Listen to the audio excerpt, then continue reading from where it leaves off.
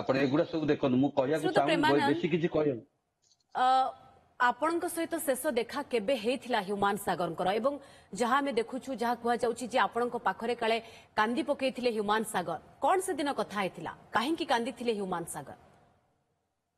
ଆଜ୍ଞା 5 ଘଣ୍ଟା କାଳ ସେ ଯେତେବେଳେ ଗୀତ ଗାଇ ପାରିନଥିଲା ମୁଁ ତାକୁ ବନ୍ଦ କରିଥିଲି। ମୁଁ କହିଲି ତୋ ଦେହ ଭଲ ହେଇଯାଉ, କାରଣ ତା ପେନ୍ ଟା ମତେ ବହୁତ ପେନ୍ ଦଉଥିଲା। ମୁଁ କହିଲି ତୋ ଦେହ ଭଲ ହେଇଯାଉ, ଏ ଗୀତ ଗାଇବା, ଏ ଗୀତ ଏତିକି ଅଧାରେ ଥାଉ। ଏବଂ ଗୀତ ମୁଁ ସେ ଷ୍ଟୁଡିଓରୁ ସମସ୍ତଙ୍କୁ ମିଲନ ଷ୍ଟୁଡିଓରୁ ସମସ୍ତଙ୍କୁ ବାହାରି କରିଦେଲି। ମୁଁ କହିଲି ମୁଁ ଯେ ପର୍ଯ୍ୟନ୍ତ ନ କହିବି ତମେ କେହି ଆସିବନି, ମୁଁ ଡାକିଲି ଯାଇ ଆସିବ। ସନ୍ଧ୍ୟା 5ଟାରୁ ରାତି 10ଟା 10:30 ପର୍ଯ୍ୟନ୍ତ କଣ ଆମେ ଦି ଧାଡି କଥା ହଉଥିଲୁ? ବହୁତ କିଛି ମତେ ସେ ସେୟାର କରିକି ମୁଁ ତାକୁ ମୁଁ ମାନେ ପ୍ରତିଶ୍ରୁତି ଦେଇଥିଲି। ମୁଁ କିନ୍ତୁ ବ୍ୟସ୍ତ ନା, ଏ ବାଲିଯାତ୍ରା ସରିଯାଉ ଏବଂ ନୂଆପଡା ଇଲେକ୍ସନ ଅଛି ସରିଯାଉ, ମୁଁ ପ୍ରେସ ମିଟ୍ ଡାକିବି, ତୁ ମୋ ପାଖରେ ବସିବୁ, ସବୁ ପ୍ରକାର ଖୁଲାସା ହବ, ବ୍ୟସ୍ତ ନା, ମୁଁ ତୋ ସହିତ ଅଛି।